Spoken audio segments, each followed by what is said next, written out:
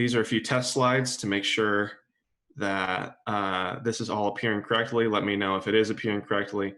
Don't pay attention to anything on these slides. These are chaff slides. Nothing that is on them. You aren't supposed to see that.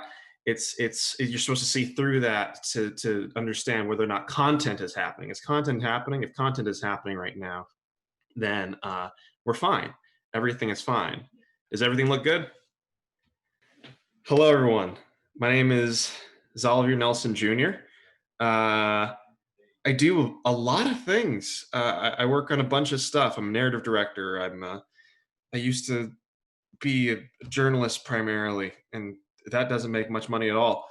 I used to fly around to events and do weird games for bunches and bunches of people with names like Jeff Goldblum is concerned about your academic progress, the same as Tentu manager of Jelly Beat Abominations, or Disco isn't dead, but it is trying to kill you, and parentheses, Tom Selleck is dating your mom and you're totally okay with it, and other such gems. I'm producing a game about a pig farmer who wants to no longer get rid of bodies for the mob, which is going to change his life. Called Adios. I'm working on Airport for Aliens, currently run by dogs. I'm handling the story mode of SkateBIRD. I worked on Hypnospace Outlaw as a writer and narrative guy, which was released and got a bunch of IGFs in the year of our Lord, Return of the Obra Dinn. I've shipped nearly, I realized a few days ago that I've shipped nearly 24 games or more in about 3 years. So I'm just really tired, and I just do a lot of things because I need money to survive, and because of the constant driving anxiety howling behind me. The yawning abyss is just right there all the time, and it's great. I'm honored and deeply thankful to be talking to all of you in my room, less than 12 inches from my bed. That's rad.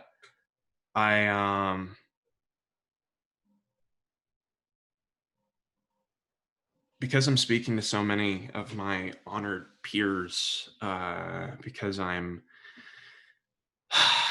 I have the pleasure to address you during one of the weirdest times in history, not to sound like yet another email in your inbox saying, this is a strange time, let us come together and buy parts from AutoZone or Jiffy Lube or Burger King.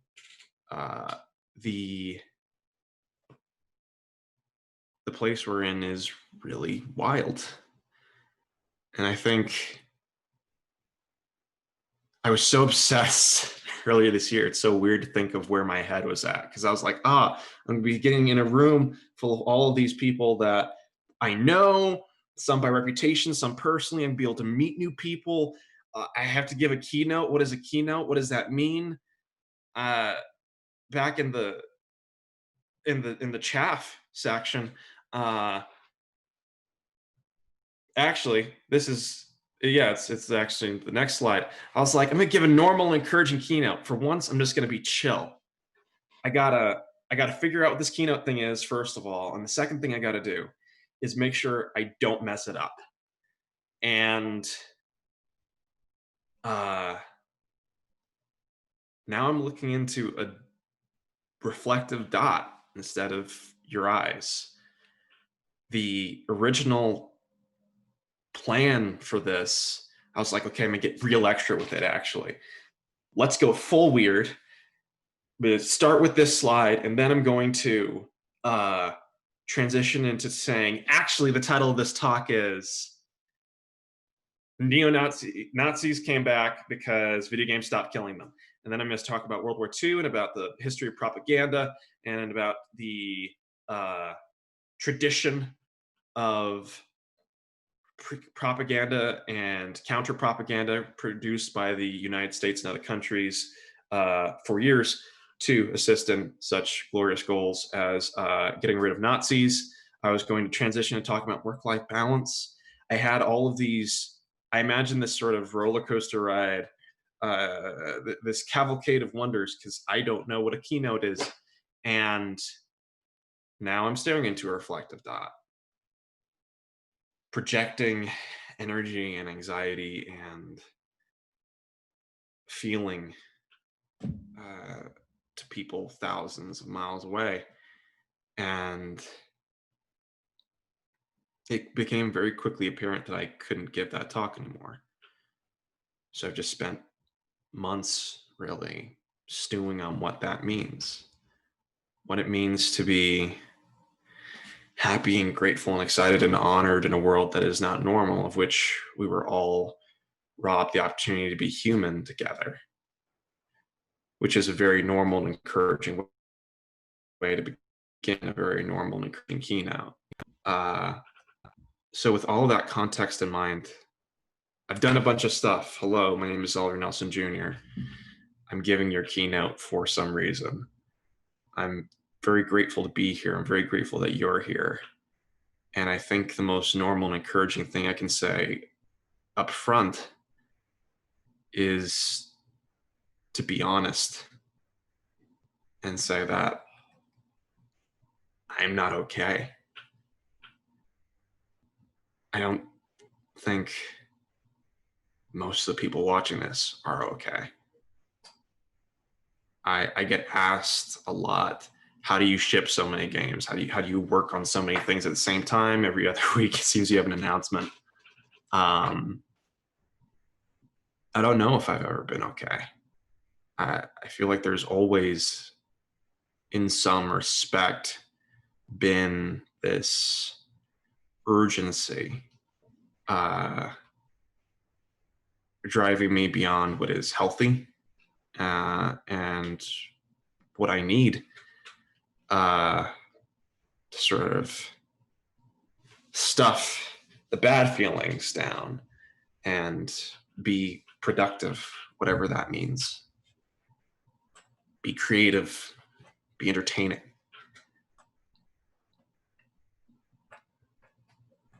I'm not okay, and I've never been okay.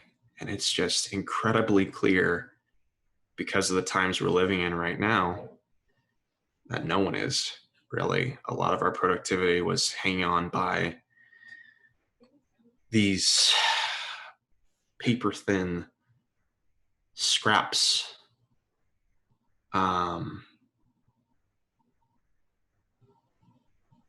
Talking about the landscape of narrative, the conditions under which most of us work, particularly in the indie sector, there is this driving desire to be good, to be better, to continue to move forward and onward and upward, often with inadequate resources to do that and be that. And yet the pressure remains. When you're a freelancer, for people who are not familiar with this dynamic, you're usually working with a set amount of money you can earn from a job. Either there's a cap in terms of how much you're earning, or in terms of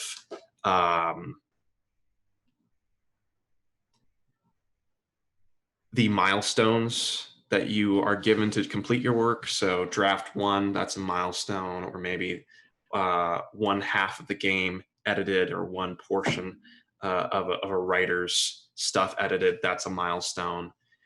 There's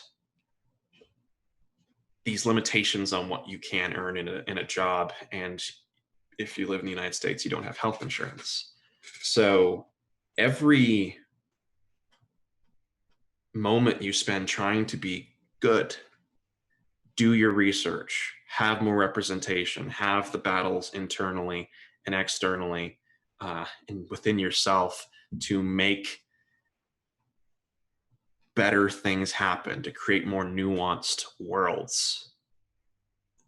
You're doing it at the cost of yourself, because most of the time that isn't paid for. When you get really if you go really hard on something and produce something special, there's a very good chance that most of the time that specialness, that thing you're pulling from, is yourself. And our game narratives keep getting better, and we keep building on each other's work, and we keep striving to do the best that we can. And there is a point at which the best that we can is deeply apparent as the thing that is destroying us.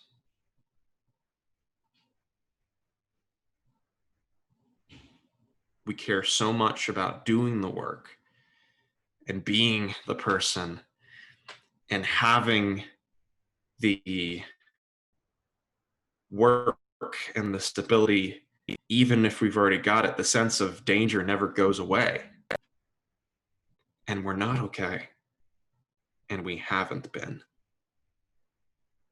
And if we can acknowledge how that is affecting all of us and has been affecting all of us, from our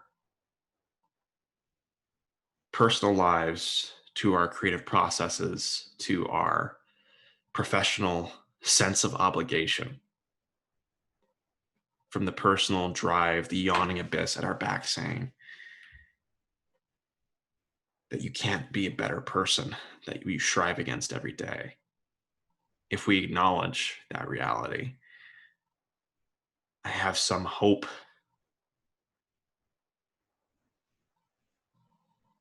that, as paradoxically as it sounds, we can be better. We can find a better way. We can find a way to create incredible narratives, incredible words, incredible art without destroying ourselves. I'm not okay, and I miss every single one of you and every single connection that we would have had this year in person in Illinois. I don't think I've been in Illinois, and I've been a lot of places. I spent 2 years dodging neo-Nazis in a small town in northern Italy, which was very rich and extremely racist, which is a story for another day.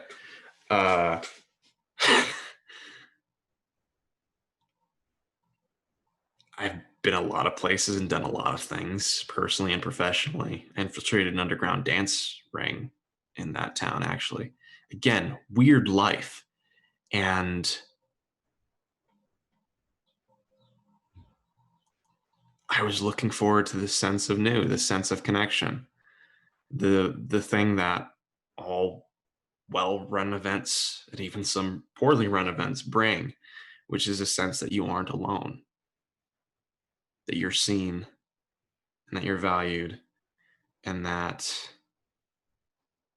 you're working alongside people to do something truly special. That can get lost when you're staring into a reflective dot. I'm not okay, and I miss all of you. And I'm confident that we're going to see each other again. With that said, y'all want to hear about an airport for aliens currently run by dogs? Because it's relevant and it's a segue. Carrying this attitude towards creativity and towards productivity and towards my own work. Last year, I was reached out to by the NYU Game Center. I'm not a student. I'm a high school drop, not a high school. I did the high school thing. And what I didn't do was college because it nearly destroyed me. And then NYU Game Center reached out and said, hey, we got this event called No Quarter where we take 4 of the most exciting indie devs in the world and we pay them money to make whatever they want, and they bring it into a dark room and a bunch of people get very drunk and tell them that they are attractive and creatively valid, and that the game is good. And at the time when I received this, I had become very cynical about the process of creation. I'm focused on shipping uh, because one day I am going to die. And the thought of just being able to produce, you know, 5, 10, 15 things within that time that creatively represent the entirety of the output that I'm going to bring into this world and the entirety of ways I can connect with people and the ideas I can have and the space I have to be a person, that is unconscionable to me. So focusing on shipping things on my particular intersection of what does narrative mean and what does production mean and how can these two things work together to make games better, faster, and cheaper had consumed my thoughts. I've become quite cynical about the process of making a game, seeing it primarily as a yawning hellscape from which no one escapes, but if you battle it properly, you can tear a creative effort from the yawning abyss and make a thing and then move on to the next thing where there is yet another yawning abyss waiting for you. And that isn't wrong, but it does eventually, unsurprisingly, sap your will to create things, sap your belief in a better medium. Every job you get called in as a person to essentially do a parachute. Hey, everything is on fire. You parachute in, you put out the fires, you give people the tools to put out future fires and to arrange their future creative efforts. You move on. And it just becomes this train of managing the pieces of yourself that you give away so that you can function, so that games can get shipped. And in the middle of this mental place, they come out and say, hey, we'll give you money. Just make a thing. We're getting 4 independent developers, and it's called No Quarter. Get it? Because quarters like arcades, and no quarter like you're an English explorer about to chop a bunch of stuff in half, and there's 4 of you, and like a quarter is a fourth of the thing. Get it? No quarter, no quarter, and they just and that kind of just went on for a little bit, and they kept saying no quarter, no quarter, and I said yes, because you don't say no to being given an amount of money to make whatever you want and go into a dark room where a bunch of people get drunk and tell you that you're attractive and fun and creatively valid. You don't. In the process, I ended up making a game that totally changed my perspective of what creativity can and should be in games. Uh, at the time, again, going from that very cynical place, I wanted to make an airport for aliens. Uh, I had this idea in my head from being in so many places and doing so many weird, disparate things, and also not having a sense of safety as a marginalized game developer, that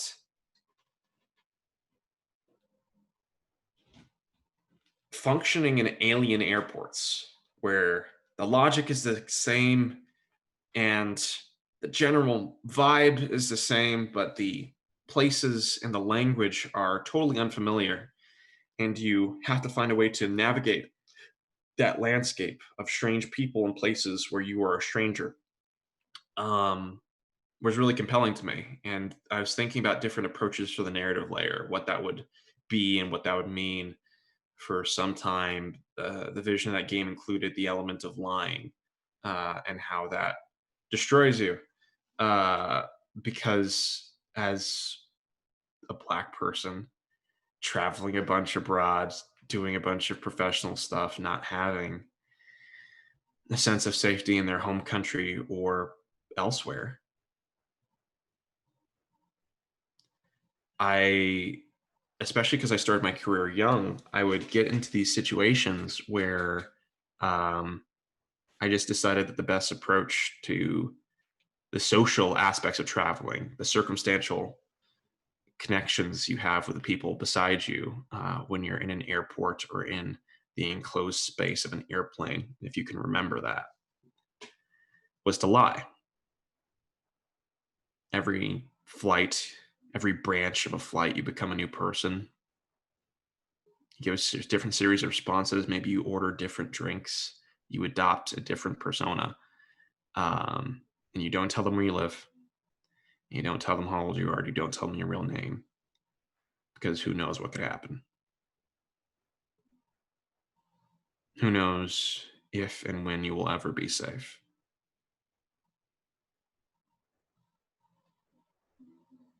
That was the airport for aliens line, and being a stranger in a strange place. As I recount this, it is incredibly apparent to me that this is not subtle as a metaphor or as a description of my experience in these settings. But it was where I was at, and I think it could still make a quite interesting game. But when I had the opportunity to make this for NYU Game Center, and I was like, okay, I'm gonna finally bring an Airport for Aliens to life. I happened to, through a series of circumstantial, delightful events, get connected to this guy named Tom Vanita, who started teaching me Unity. I was like, hey, I need to make a Unity game for this cool opportunity. He's like, Rat, I'm going to teach you that. And I was like, what? He's like, yeah. And we start doing it. The initial journey of figuring out how to just make clicking on one thing with another thing do a thing in the world was magical. But it came time to start making some actual game systems. So we needed something to represent our receptionists. And as a private joke to myself, I got a public domain stock photo of a black and white Jack Russell Terrier from the internet and named it tempreceptionist.jpg, even though it was a PNG, because that made me happy inside. And I stuck it into the game. And I was like, can we use this? And he was like, sure, fine. He yes ands me too much. And this game is pretty much the definition of a yes and. We stick this into the game. This is my first time really doing 3D development and handling so many pieces of it. So I kind of get the scales off. And the next thing I know, there's an 8-foot tall black and white Jack Russell Terrier towering over me, asking me if I'd like a ticket to Uranus. And I say yes. I wonder, is this legal? Can I do this? Can this just be the entire game? Because in that moment, I feel a spark of something. What if the process of game development could make you happy? What if it emerged from a place of joy and improvisation instead of a place of pain? Because that's how creativity is depicted in our media, right? We are trained to see our pain as this fuel. And as a creator, I can only speak for myself, but I don't think I'm too off base in saying that there is this impulse, especially when you're trying to do things that are compelling and unique and that actually release into the world. When you're trying to finish things, especially a bunch of things, there is this compulsion, there's this mindset that almost grows within you where you think, if this hurts, then that means it's good.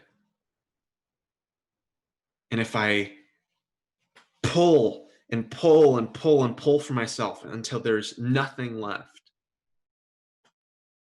then at least the work will be good. And if the work is good, then I can be good. Even if there's nothing left in me, I can be good because that shipped. Because that sentence, because that line, because that piece of myself, I tore it out, and it's here and it exists now.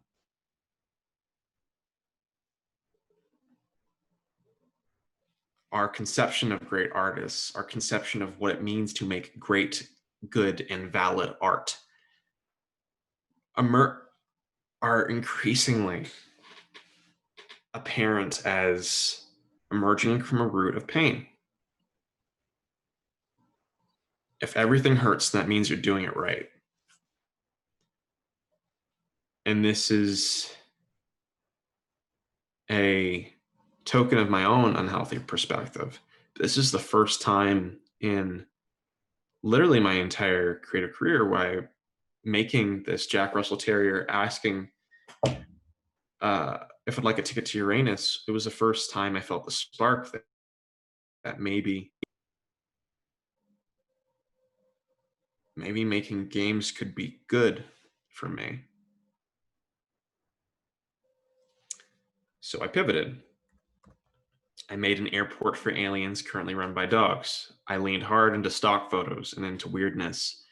I created or started creating a simulated universe of airports run by stock photo dogs, complete with timetables and flights you can miss, and with terminals and with trams that you have to catch on a schedule, Mothman themed record shops, and shady dealings with a photo store owner to get passports so that you can bribe a dog so they can get off world, and also so that you can fly to Uranus, which is still an airport that is going to be in this game.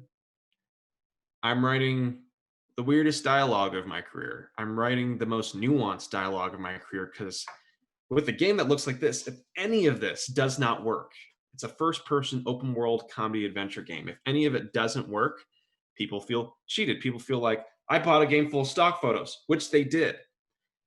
If any of it doesn't work, all of the emotional nuance inherent in this setting about traveling between transient spaces in a joyfully enthusiastic and kind universe, all of that nuance is lost if one piece doesn't work.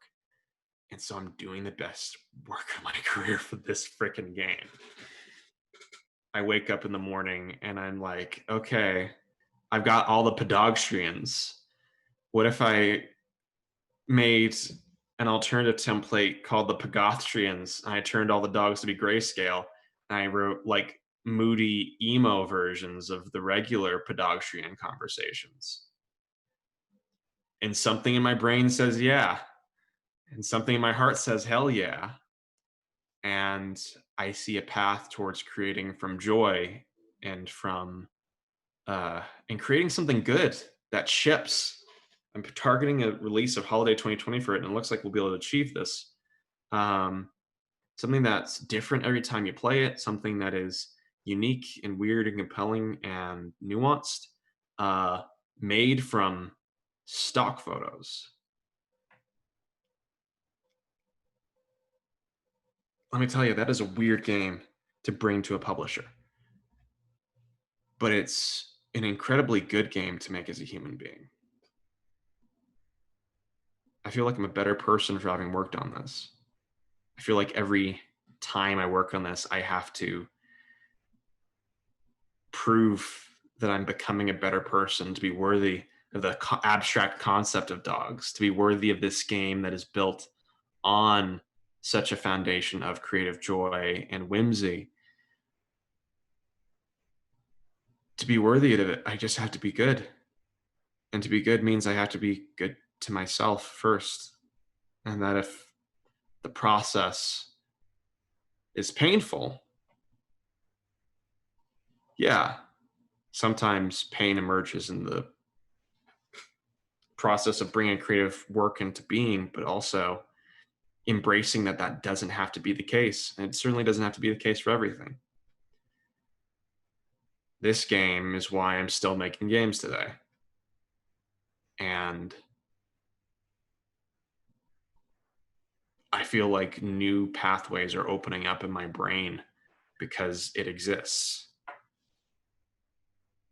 Pathways I've taken into all of my work since. I just shipped a horror game this week called Mr. Bucket Told Me To, which is Castaway if Wilson wanted you to suffer, just wanted you to die a slow and painful death. The process, it's a totally different game, totally different vibe, but it's similarly built from this foundation of, hey, what if the game I'm making was as good for me while I'm developing it as I hope that it will be for my players? What if I enjoyed it? What if it didn't hurt? Is that possible? And I don't think it's always possible. I don't think it's always possible even in the same project, because God knows there's times that Dog Airport game is hurt.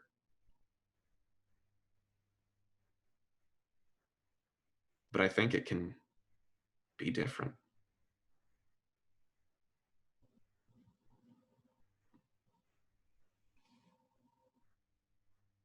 Which is something that has gotten me also thinking a lot about legacy in this very normal and very encouraging keynote, which we're embarking on together as people.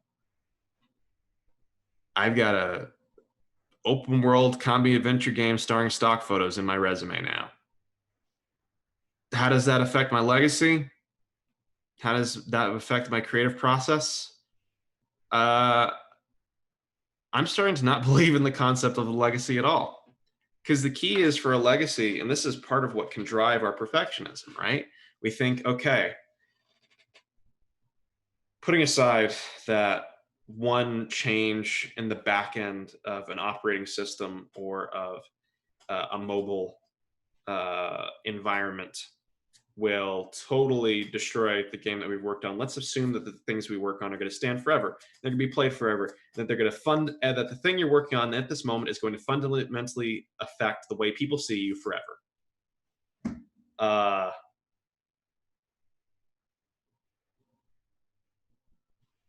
Seeing yourself as your work, having the idea that all of your processes are supposed to create these serious, po-faced, or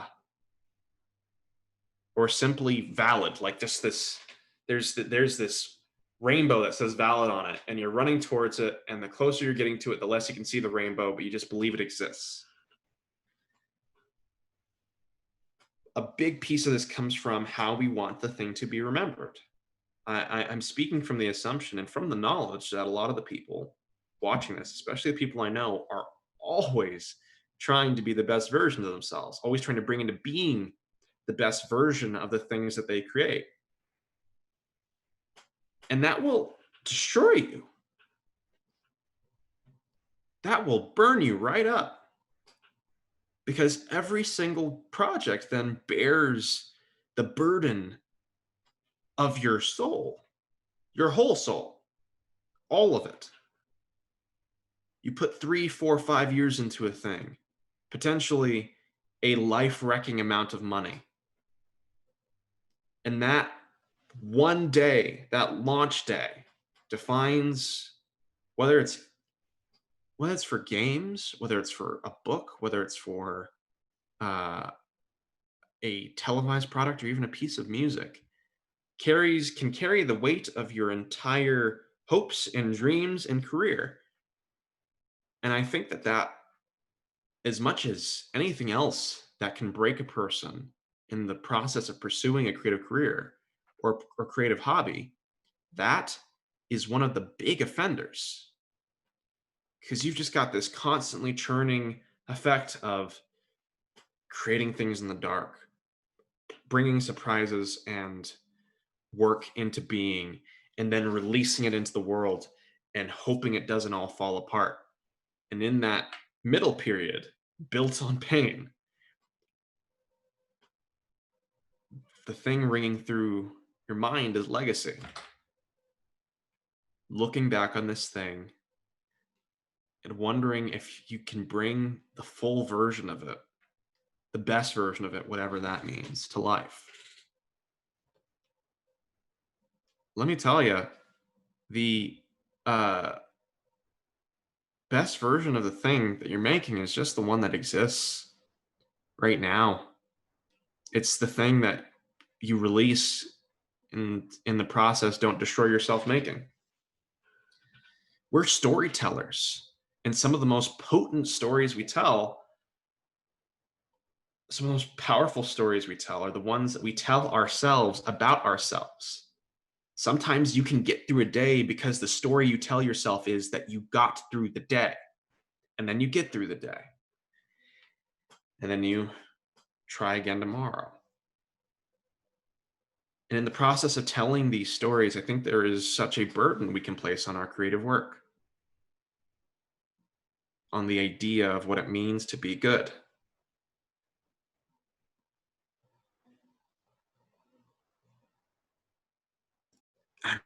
There is so much freedom in letting that go. Do you know you can let go the idea of constantly, painfully pulling the best version of yourself out of your deepest, innermost parts and still be good? You can just,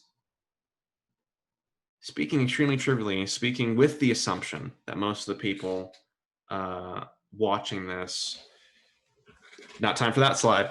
Most of the people watching this are constantly trying to be the best version of themselves, bring good things into the world. You're spending all this time trying to be good. You begin to believe that the base version of yourself isn't good at all. That without this fire at your back, that you wouldn't be good at all. And so you're this sort of abject goblin racing towards the concept of goodness, never able to stop, because if you stop, you'll never be able to start again. In so many cases, that is not true.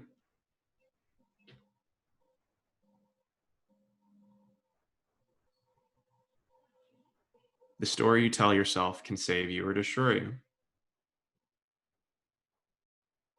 And the story that you tell about your creative work or your personal work or your life, that means something. And if the stories you keep telling yourself are ones of razor thin survival against the evil of the self, against the concept of what you can bring into the world, it is unsurprisingly draining after a while.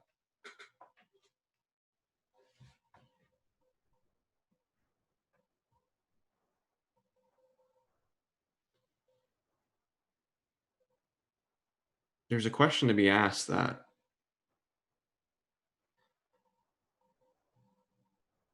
if our creative processes don't have to emerge from a place of hurt, what if our personal processes could come from the same place? A place of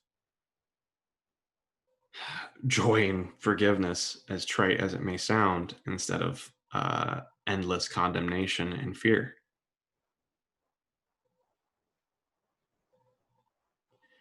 I am a self-professed Christian. I'm supposed to believe in a religion of love and of this concept called grace, where no matter who you are, where you are, the ongoing journey you have with God saves you. On a very base level, you are loved. And yet, I still, until very recently, haven't managed to even start getting this idea through my head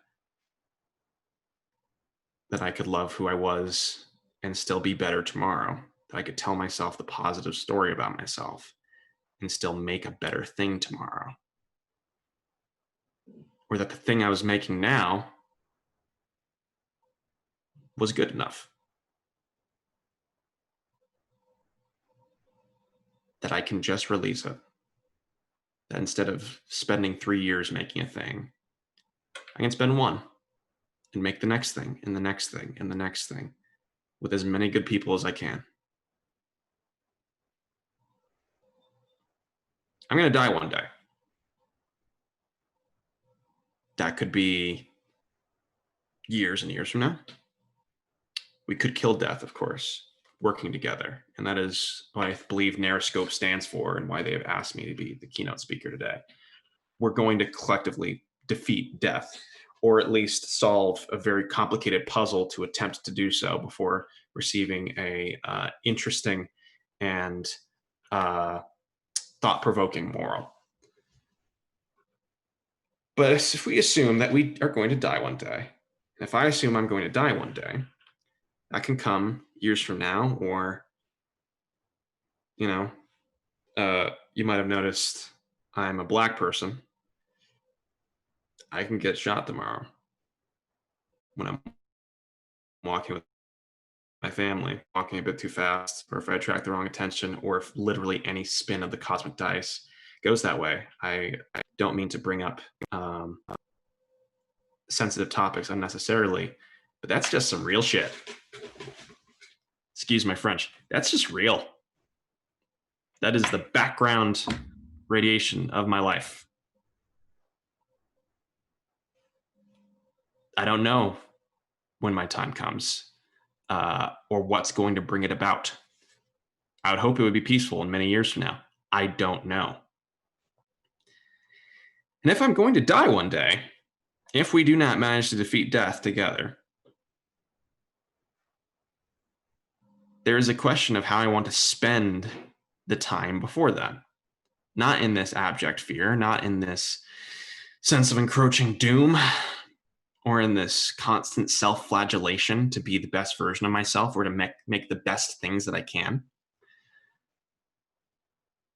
I want to bring a lot of stuff into this world, a lot of creative efforts. I want to continually evolve as a person. I would ideally like to enjoy my life. And the more I give myself permission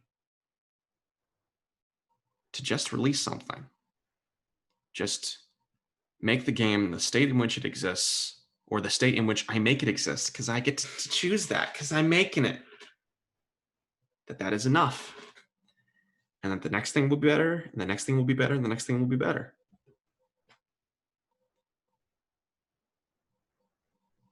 If/when/if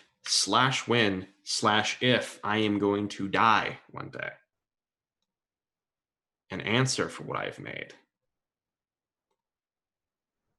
I want to be able to say that the things I made came from a place that made me better. And making me better and living in fear are not necessarily the same things. And I'm pretty sure that that's the case for a lot of people watching this too.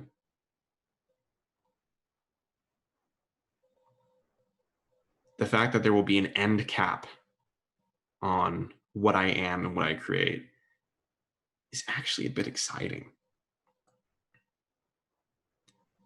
Because if I give myself the permission to just exist a little bit, just a teeny little break, then the amount and range of things I can build and release into the world, and the ways I can connect with people, and the types of person I can be are infinitely expanded.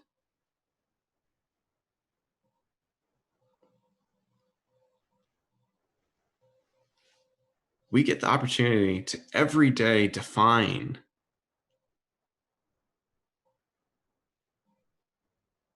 how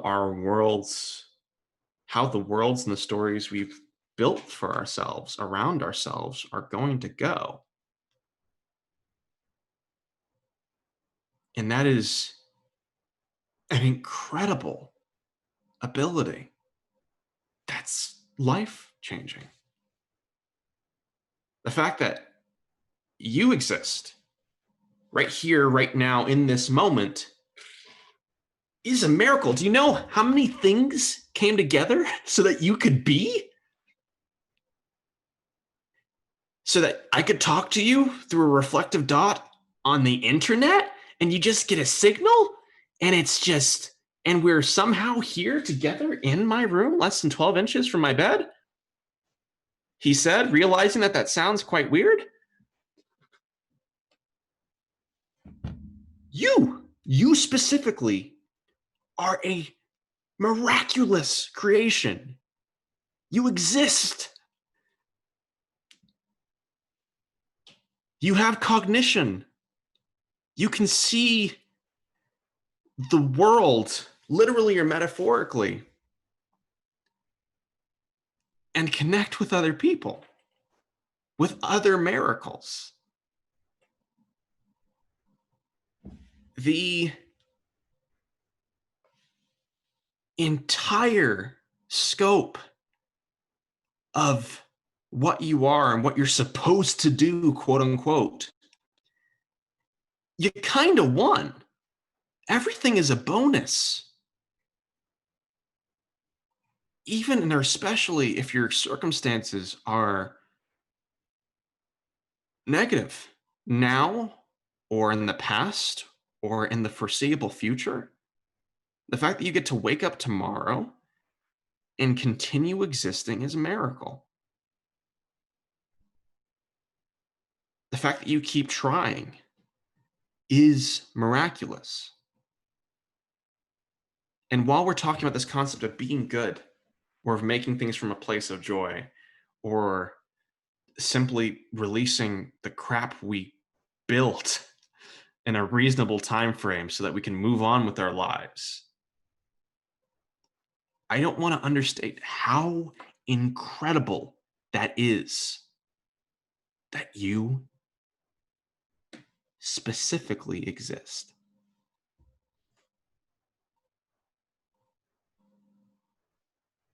That you specifically get to keep trying every moment and every day. And that every time you do, every day that you build that into the core of who you are, makes it more likely that you can try again tomorrow, that you can be better tomorrow, that you can make better things.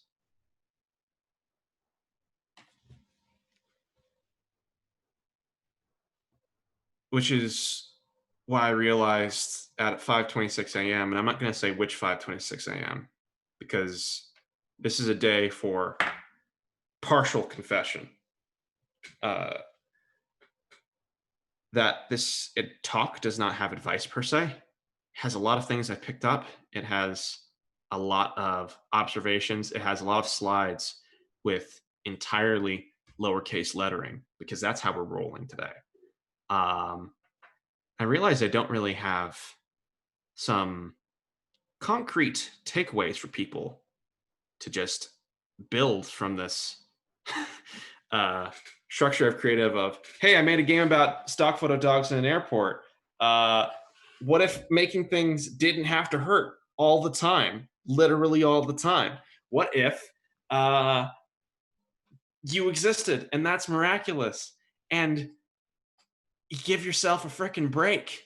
That needs some concrete takeaways, or at least I felt it did at a 5:26 a.m. So let's just talk about some concrete stuff that I'm saying here. Let's make ourselves absolutely clear about what I am saying. Let's hope that I remember exactly what I am saying as I freestyle this at 11 a.m. in my bedroom, less than 12 inches from my bed. Be adequate. That's a big piece of advice from this. Not the big, but it's a big piece of advice from this. This comes from the assumption that most of you watching, and I know quite a few of you, are spending a hell of a lot of time trying to be good, trying to make good things. Sometimes, no matter what the cost.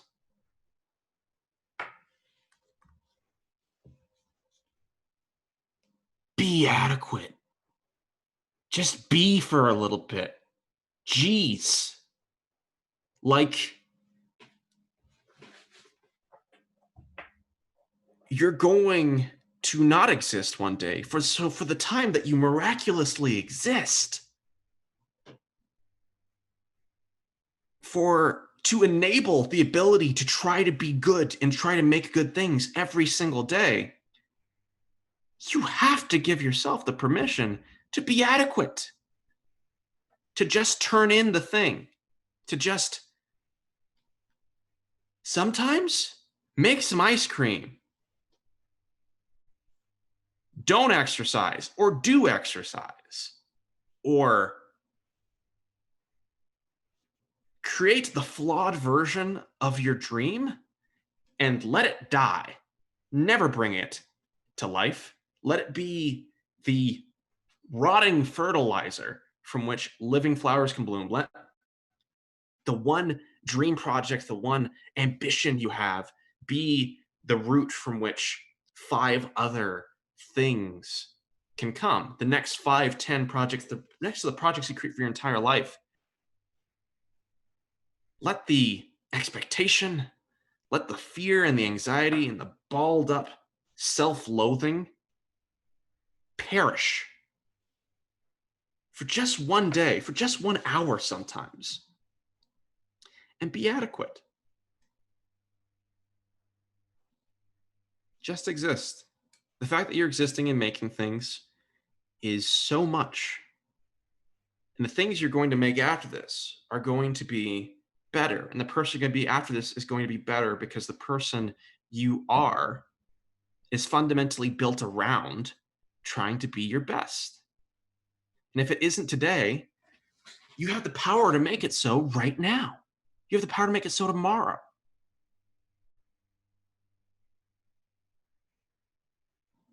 So can you let yourself be adequate? This is so hard to get through my own skull for a variety of reasons, which I should go through therapy for one day. Most of which I think I've examined, but I probably haven't even touched the tip of the iceberg. But I know at least one of those many, many reasons I've got this total resistance against doing anything but being the most extra, strange, and constantly hardworking, hard-burning version of myself is because I was told growing up, if you're not twice as good and twice as brilliant, you will not get the same recognition as anyone else. You have to be twice to be the same all the time, sometimes 3 times, and you still may not get what you think or actually deserve. What you think you deserve or what you actually deserve, you still may not get it. I built up, speaking personally, this expectation that anything less than the ephemeral idea of my best was garbage. And what that creates, the toxic little thing at the back of your brain that builds, is the idea that if you built things like that previously, maybe you aren't the best version of yourself now, and the thing that you're making now is garbage.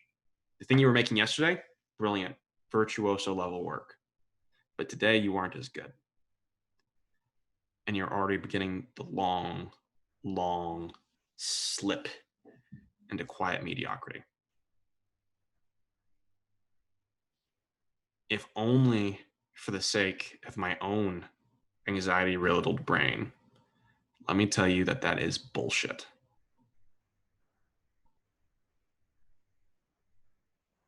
If you are indeed trying to be good and trying to make good things, a fundamental piece to continue existing is to be adequate sometimes. Be adequate a lot of the time. Let yourself grow. Because if you're a person who's trying to be good, you probably give other people that permission and don't allow it for yourself.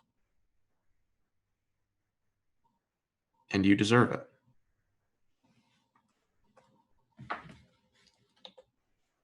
I think this is a fundamental piece of why I believe that shipping things is so important. We talked a lot about creativity, talked about where it can emerge from, but in terms of where that all goes, I believe a fundamental piece of the creative process is releasing something. Whether it's commercial or non-commercial, or the vision of the thing you had in your head, just releasing it, I think is, if anything, the most important part of the creative process. Ship it, launch it, let people buy it, let people play it, let no one play it, and let that be okay. When you give yourself the ability to release something, you also give your mind and your body and your soul, in some ways, your entire creative sensibility, the permission to grow and become the next version of you. This is why sometimes you'll get projects that stick in development hell, or just in a folder of your computer that you just work on forever. Because the person who came up with the idea is, contrary to what you might believe, they are actually might be a pretty decent person. They might actually be a great person, a great writer. But the person who made that idea did not release that thing. And at a certain point, you hit a point where you evolved and became the next version of you. And this thing was left behind. And when you come back to it, or when you think of it in your head, you aren't the person who can make it anymore, at least from the same perspective. So you rejuvenate it, or you do a different take on it, or you iterate on it yet again, or you leave it and you never come back to it, and it just sits in your mind. Yet this crate full of things not reckoned with. When you release a thing, especially if you do it within a certain time frame, all of you gets the ability to say, okay, that thing exists now. What happens next? And it might not, the next thing you might release might not be as impressive. And it doesn't need to be, but it is the next version of you. It is the thing that exists. And the fact that it exists, the fact that you exist, is miraculous in and of itself. Ship your stuff. Because if you do, and especially if you do it consistently, if you do it well, if you keep trying, if you let yourself be adequate for once. And let's be honest, your adequate is probably really great, and you just don't want to acknowledge it because you're afraid that you won't be able to be great after this. You'll be able to be great after this. You can, trust me. Just give yourself a break, please. When you release the thing, you have this entire ability to just be the next version. Which is part of why, even though I love making an airport for aliens currently run by dogs, I'm releasing it this year. Because as excited as I am about this project and what it does for me and what it means, as exciting as it is to make it, this is one of the first times in years that I've been able to play something that I worked on. Yeah, I know a lot of the jokes. Yeah, I know a lot of the context.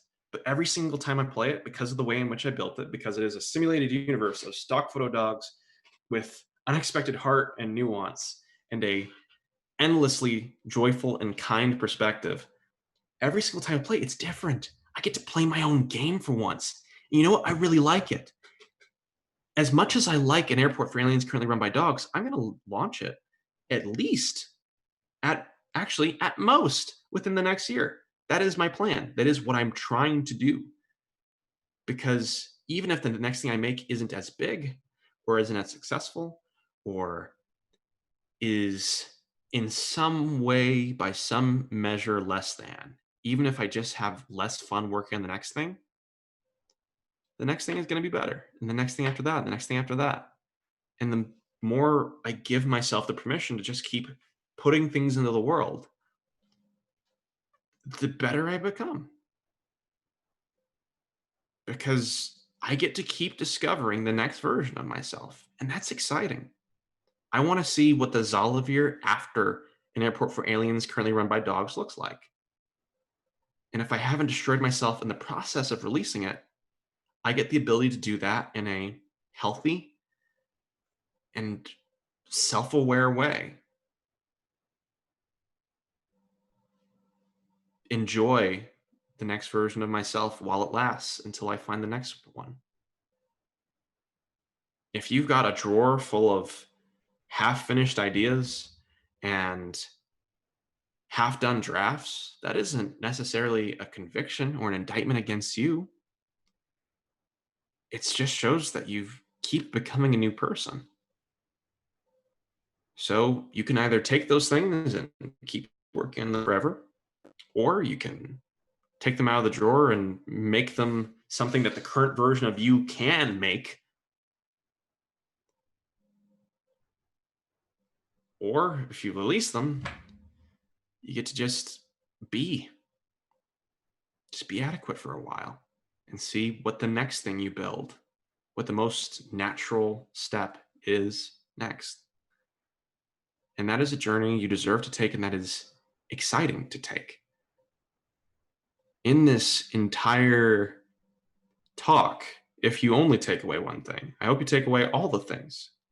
I hope, like a vampire, you drain this and of all blood, first of all, and of all essential nutrients, and just walk away from this fully creatively rejuvenated and hopefully entertained. That's my hope. That's what I tried to do and be today.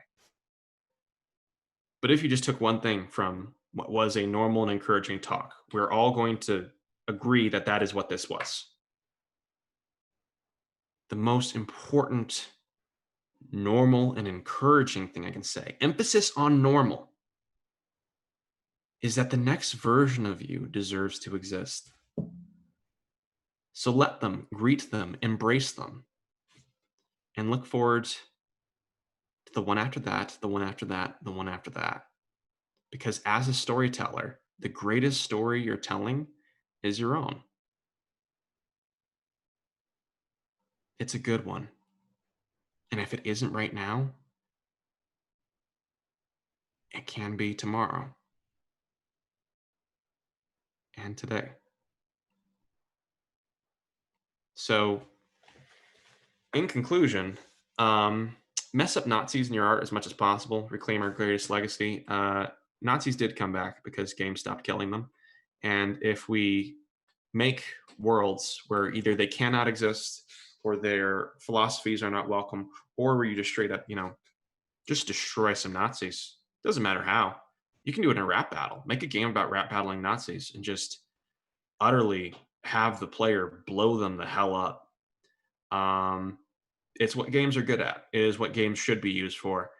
There was a time where we abandoned our responsibility, and it's about time that we all come together as a community and buy products from AutoZone, but also that we just, put Nazis in our art solely so that they can be destroyed. That's a very important takeaway. In conclusion, An Airport for Aliens Currently Run by Dogs is a good title, actually. It's also a very good game. I like it a lot, and I can't wait to see what the next thing looks like. I also can't wait to see what it looks like, because I'm still not fully sure. It's going to come out this year or next year, early, but I don't know what it looks like. And that's exciting. And whatever it does look like, I think it's going to be pretty rad, because the fact that it exists at all is an improbable series of miracles, and I'm deeply thankful for them. And speaking of things I'm deeply thankful for, and that Dog Airport game has given me some idea of, your best art can emerge from a place of joy, not just pain. Like, yeah, you can pull from yourself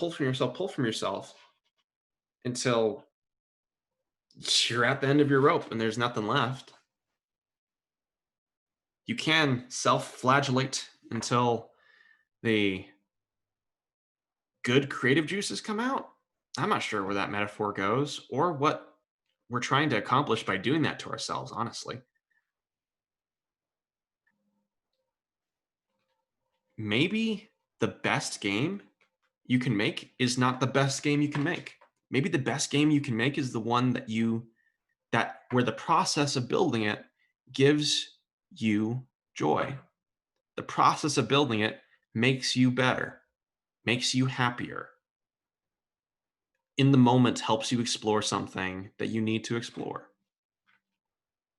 Your creative projects can have a variety of uses. And if you let, and here I'm speaking very much to myself, if I let my work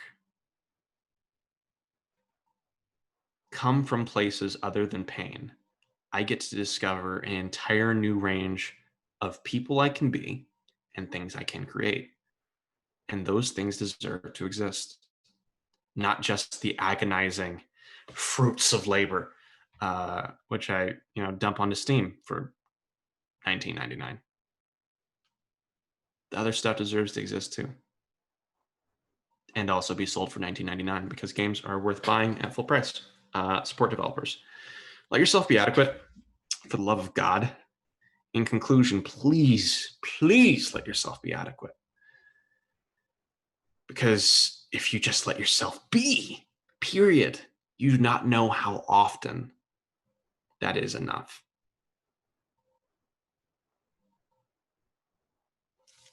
And in conclusion, release shit. Good shit, bad shit, everything in between. Sorry for my French. Put stuff into the world.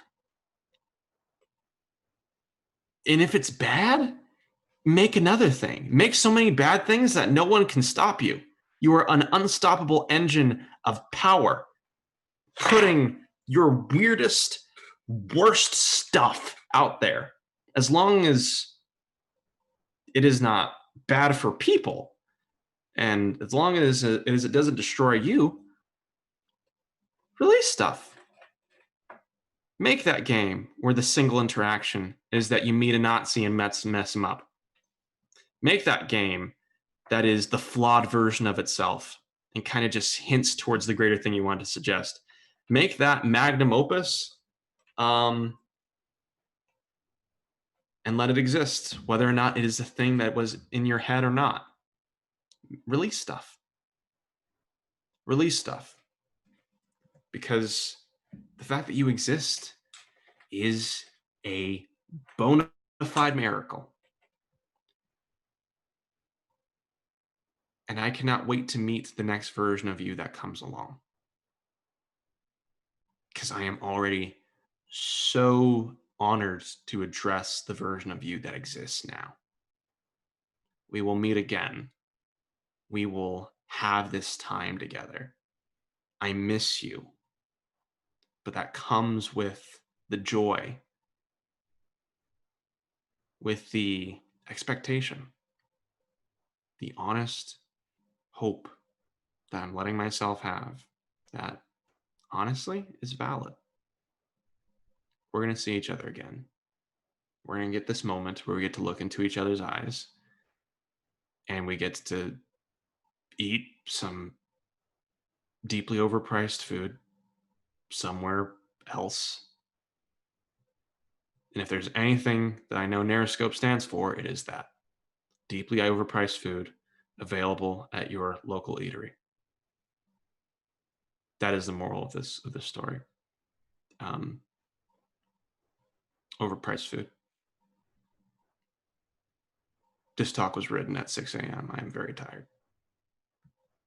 Thank you for watching.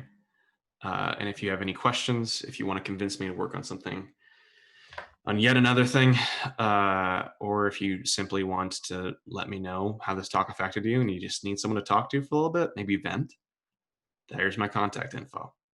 Thanks for listening. Until next time, be good to yourself. You deserve it. That's my talk. Do we have time for questions?